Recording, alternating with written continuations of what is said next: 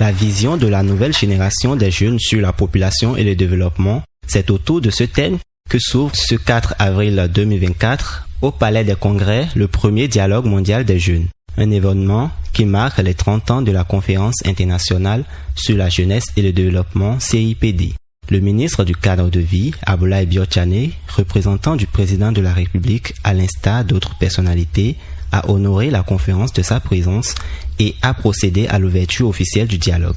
Madame la vice-présidente de la République du Bénin, Messieurs les présidents d'institutions du Bénin,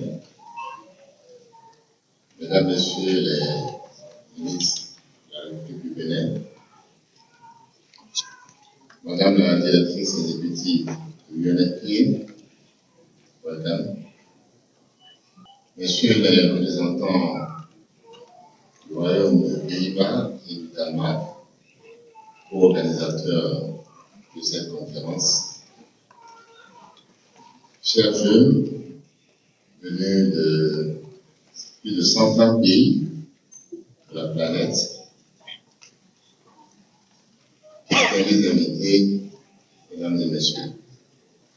C'est avec une immense joie que je vous souhaite à tous, au nom du président de la République, son Excellence Patrice Talon, et à mon nom personnel, la bienvenue sur la terre hospitalière africaine du Bénin.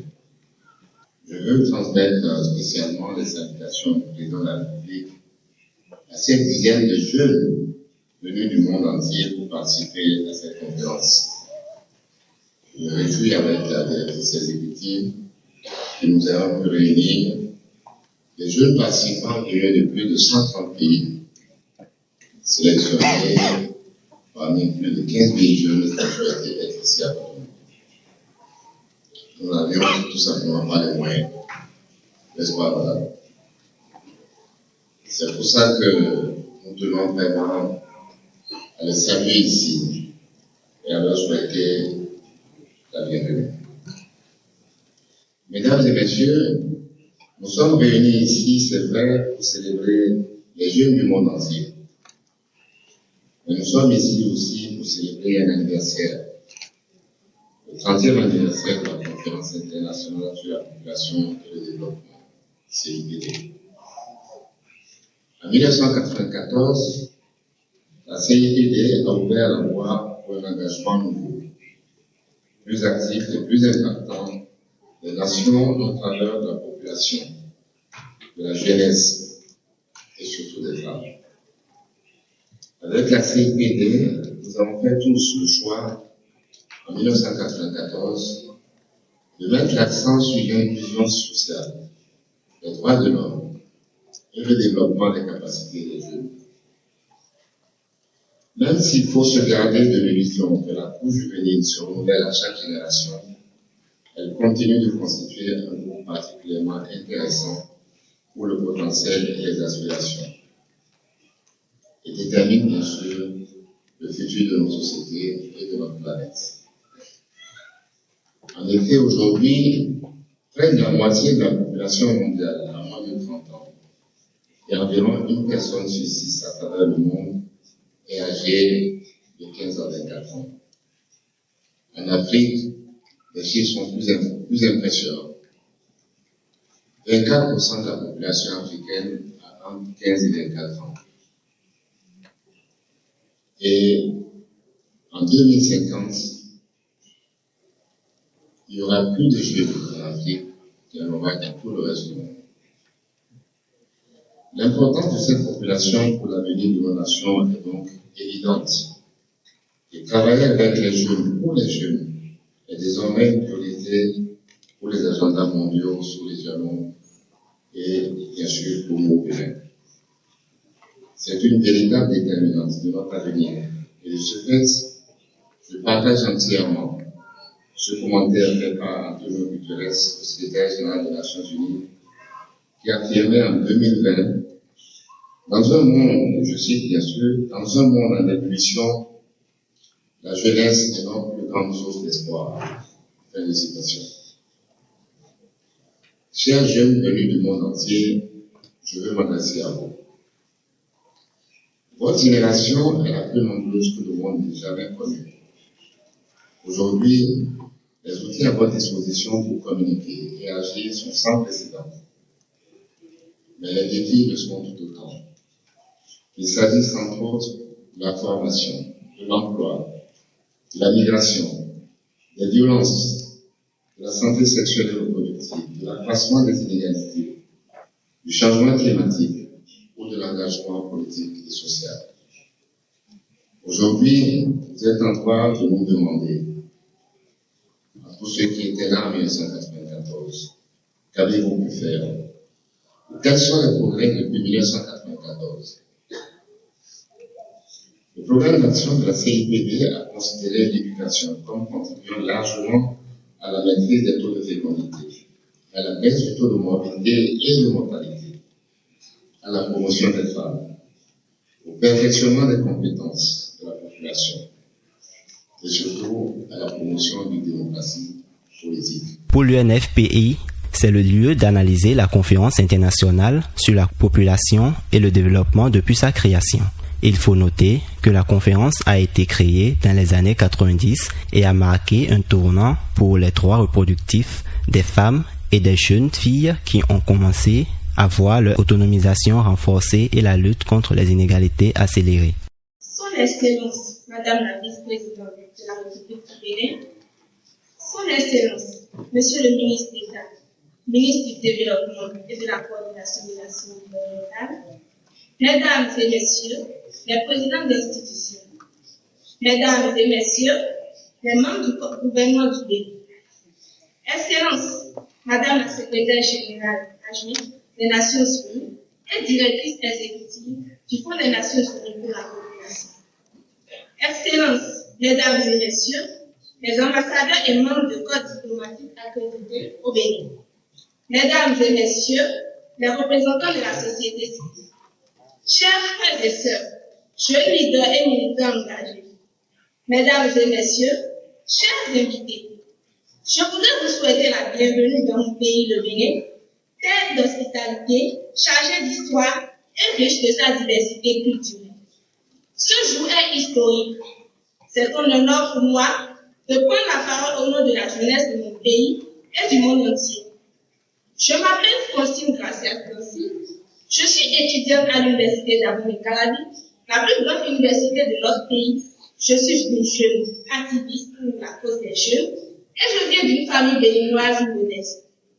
Permettez-moi de dire merci au comité d'organisation qui a pris la décision forte d'associer intimement les jeunes à la tenue de la présente section du 28 dialogue mondial organisé au profit de ma génération pour construire ensemble l'avenir d'une fondation de la conférence internationale sur la population et le développement. Plusieurs panels ont meublé cette journée ainsi qu'un espace idéal pour le réseautage.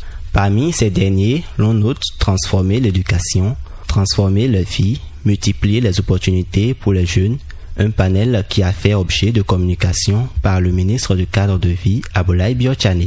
Arrivé à un certain niveau, évidemment, vous avez les abandons, vous avez l'incapacité des familles à subvenir aux besoins de leurs enfants. Nous avons un système aussi qui a cette insuffisance. L'insuffisance d'infrastructures, l'insuffisance d'équipements et tout simplement l'insuffisance, y compris même des enseignants. Alors, on parle, nous avons un déficit chronique dans les enseignements scientifiques, dans la matière scientifique, mathématiques, scientifiques, sciences naturelles. Pour trouver des professeurs, c'est la fois de la barrière.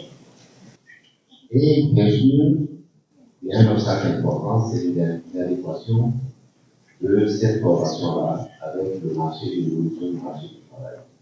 Parce que, malgré le fait que les familles investissent l'essentiel de l'éducation de leurs enfants, beaucoup de ces enfants finissent l'école sans que ce qui est attendu de cette école-là, l'emploi, puisse être assuré par cette formation. Donc, l'inadéquation entre le marché du travail, le marché de l'emploi et la formation de l'œuvre. Voilà un peu ces difficultés structurelles que nous avons, dont je peux parler, peut-être à un autre état si on a le temps, je vous dirai un peu les mesures qui sont prises par le gouvernement pour les faire. Dans la même journée, le ministre a procédé au lancement de la foire sur la place de l'Amazone. Une foire qui va permettre aux participants venus de divers horizons de découvrir les atouts des jeunes béninois. Un dîner de gala est dédié dans la soirée de ce 4 avril 2024. La conférence a connu son épilogue au lendemain, vendredi 5 avril, avec des séances parallèles ayant pour thématique la paix introuvable, le rôle de la jeunesse dans la construction et le maintien de la paix pour les générations futures, faire progresser et protéger les droits, approche intersectionnelle et inclusive pour la justice sociale et reproductive. La conférence internationale sur la population et le développement a pris fin avec les mots de clôture du représentant du ministre du Développement et Cadre de vie, Amadou Yakoubou. Madame la directrice exécutive du Fonds des Nations Unies pour la population, Monsieur le ministre de l'Information et de l'Éducation civique du Sierra Leone, Messieurs les représentants des co-chairs Pays-Bas et Danemark, Excellences, Mesdames et Messieurs les ambassadeurs et membres du corps diplomatique au Bénin, Mesdames et Messieurs les représentants du secteur privé, de la société civile, chers jeunes, distingués invités, Mesdames et Messieurs. Nous voici au terme des travaux du premier dialogue mondial des 30 ans de la mise en œuvre du programme d'action de la Conférence internationale sur la population et le développement, CIPD 30. Sous le thème « La vision de la nouvelle génération des jeunes sur la population et le développement ». Je veux renouveler à chacun de vous ma gratitude pour votre temps, votre engagement et votre implication durant ces 2 jours. Chers jeunes, pendant ces 2 jours, nous avons échangé autour de cette thématique d'importance en vue de faire émerger les idées qui concourent à l'édification d'une meilleure société. Une société prospère, inclusive, juste et équitable, où les femmes, les hommes et les personnes vulnérables, surtout ceux de la jeune génération, accèdent à un véritable mieux-être et jouissent pleinement de leurs droits. Les conclusions présentées rassurent de la qualité des échanges et illustrent aussi la passion et le grand intérêt que chacun de vous a manifesté autour des différents sujets. Je ne ferai pas un long discours. Je pourrais me contenter en guise de réponse à m'associer à ce que disait la directrice exécutive tout à l'heure et dire qu'on vous a entendu, qu'on vous a compris. Vos commentaires et recommandations seront relayés dans tous les dialogues et réunions ultérieures. Je serai moi-même, je rappelle que c'est le ministre d'État qui parle, je serai moi-même à la 57e Commission de la population et du développement à New York, et je l'ai promis à la directrice exécutive et je me ferai aussi le devoir d'être ambassadeur de votre débat.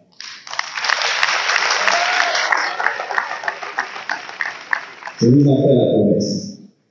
Chers jeunes, au regard des résultats satisfaisants obtenus, je reste convaincu que ce premier dialogue mondial préfigure chez la jeune génération le renforcement de la confiance en soi, le patriotisme, l'espérance et la foi que nous pouvons y arriver avec l'exigence de la volonté et de l'engagement.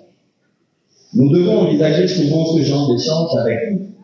Vous avez la fougue de la jeunesse, le courage de l'innovation, le risque de l'ambition, et ça, dans les fonctions qui sont les miennes, parfois, on en a besoin pour agir. C'est le lieu pour moi de remercier tous les acteurs qui ont contribué à l'organisation réussie de ce dialogue. Je veux particulièrement dire ma gratitude aux co-organisateurs de ce premier dialogue mondial, le Danemark, les Pays-Bas et l'UNFPA.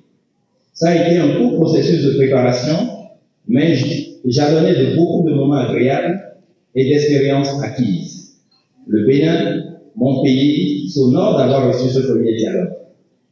Le président de la République, son Excellence, M. Patrice Talon, me charge de vous dire que le Bénin a été heureux de vous avoir tous ici cette semaine et offre encore sa disponibilité pour d'autres expériences et d'autres événements.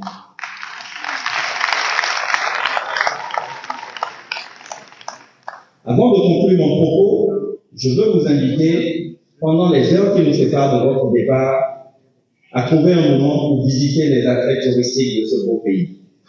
Hier, certains parmi vous ont pu apprécier la culture du Bénin à travers les danses de nos différentes régions. Vous avez une fois sur l'esplanade de l'Amazone. Le marché des objets d'art se trouve à Bégamin, c'est à 15 minutes de marche d'ici. Port-Nouveau, Ouidah et Gambier sont environ à 1 heure, et pour ceux qui ont encore un peu de temps, à Bomé, la ville historique se trouve à 2 heures d'ici. Tout en nous nourrissant l'espoir que les prochains dialogues mondiaux connaîtront plus de succès, je déclare clos les travaux du premier dialogue mondial de la CIP de France, ce jour 5 avril 2024.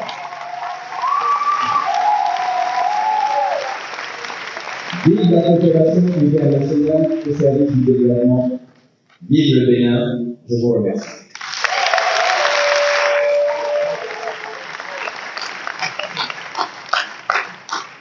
Quelques personnes présentes à cette conférence ont donné leurs impressions sur ce premier dialogue mondial des jeunes qui a regroupé 130 pays. Alors, c'est l'opportunité pour moi de dire merci au gouvernement du Bénin, à UNFPA, à ses co-hôtes du Royaume des Pays-Bas, du Royaume du Danemark, qui ont donné cette opportunité grandiose aux jeunes pour la première fois de se réunir ensemble pour discuter de leurs besoins, de leurs préoccupations, mais aussi pour proposer des solutions innovantes et résilientes aux problèmes auxquels ils font face.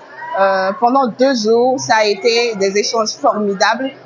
Nous avons eu la chance de pouvoir échanger avec des jeunes qui viennent de près de 130 pays et qui nous ont permis de voir que finalement, les problèmes des jeunes se ressemblent partout dans le monde et que nous avons besoin d'unir nos forces pour pouvoir porter plus loin nos voix, travailler aussi de sorte à ce que le travail que nous faisons en tant que jeunes sur le terrain, nous puissions le documenter, le rendre visible auprès des différents partenaires et de nos gouvernements. The most pressing issues facing young people around the world. However, it is just the start. We need to work in our local communities to make real change. That's why, as a representative of the World Organization of the Scout Movement, I am so happy that we launched our health initiative recently, which will empower young people in their community to develop health education, to learn what they need about their bodies, to support their communities through real practical change, and to come together to address these issues at a grassroots and local level around the world. D'abord, il s'est rendu honoreux et généreux d'avoir participé à cette première édition du Dialogue mondial de la jeunesse, un dialogue qui permet à ce que les jeunes puissent éveiller, puissent élever leur voix au niveau mondial et représenter aussi cette jeune portion de jeunes qui n'est pas présente aujourd'hui. À travers ce dialogue, ils ont eu le courage et le maintien de toucher des problèmes qui concernent la jeunesse et ils espèrent que ces problèmes évoqués seront pris en charge et au même moment encourager les jeunes à se lancer dans des institutions de prise de décision afin qu'ils puissent être inclus dans la prise de décision dans les instances administratives de leur pays et maintenant que les jeunes puissent participer déjà à la prise de décision déjà dans leur communauté de base parce que toute chose commence par la base et au fur et à mesure lorsqu'ils seront invoqués dans la prise de décision à la base, ils arriveront au niveau national et ce qui permettra à ce que les jeunes puissent être représentés dans toutes les instances et que les attentes de toute cette participation. Tout d'abord, je tiens vraiment à remercier les organisateurs pour cette initiative. C'est un cadre d'échange pour nous, les jeunes. Ça nous permet de nous exprimer, non seulement, mais ça permet aussi d'apporter ce que nous avons. Ça nous donne aussi une certaine confiance en nous parce que c'est un cadre qui montre que les jeunes sont importants dans les différentes prises de décision. Mes impressions par rapport à ces dialogues, c'est qu'il n'y a pas mieux qu'à faire que ces dialogues. Parce que ça donne un espace de partage d'expérience, un espace de rencontres, un espace de network, de relations, un espace de réseautage également.